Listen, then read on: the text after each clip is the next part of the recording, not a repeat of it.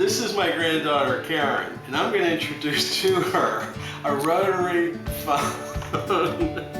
Now, back in the old days, if you're gonna dial a number, you lift this little beauty up, and then on the if the number was 7313323, you'd poke your finger in this hole, so it'd be 7, and take it all the way till it stops.